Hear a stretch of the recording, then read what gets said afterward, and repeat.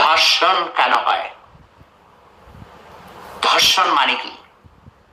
যৌন ক্ষুধা নিবারণের উদ্দেশ্যে কোন নারীর ইচ্ছার বিরুদ্ধে কোন পুরুষ যদি জোরপূর্বক এককভাবে অথবা দলবদ্ধভাবে হতে পারে গণধর্ষণ।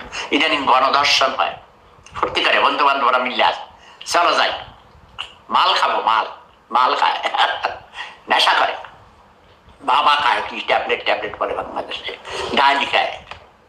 কথা বোঝেন নাই? এখানে পোশাকের সাথে কোনো সম্পর্ক নেই। দিনাজপুরে 3 বছরের মেয়েকে 2 যুবক ধর্ষণ করতে গিয়ে দেখে তার জনিপথ ছোট চিকন, এরকম ছোট্ট বাচ্চা না, তখন ব্লেড দিয়ে কেটে বড় করে সারা রাত ধর্ষণ করেছে, মেরে ফেলেছে।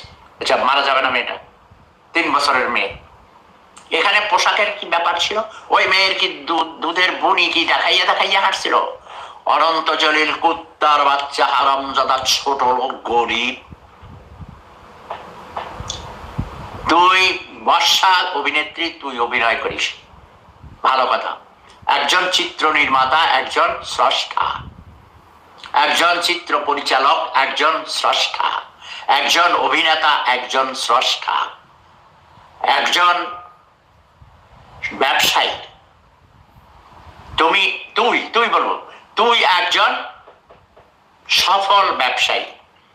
মাননীয় প্রধানমন্ত্রী তোকে কয়েকবার নাকি উপহার পুরস্কার দিয়েছে, তুই বাংলাদেশের সবচেয়ে বড় ট্যাক্স পেয়ার, ট্যাক্স বেশি দিছিস, সেই জন্য তুই পুরস্কার পেয়েছিস।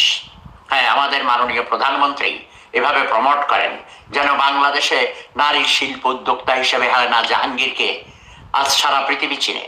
বিদেশি বন্ধুরাও, আমার প্রিয় বন্ধুদেরকে আমি পরিচয় করিয়ে দিয়েছি। অস্ট্রিয়ার আমার অত্যন্ত ভালো বন্ধু, best friend in Austria, doctor Alex,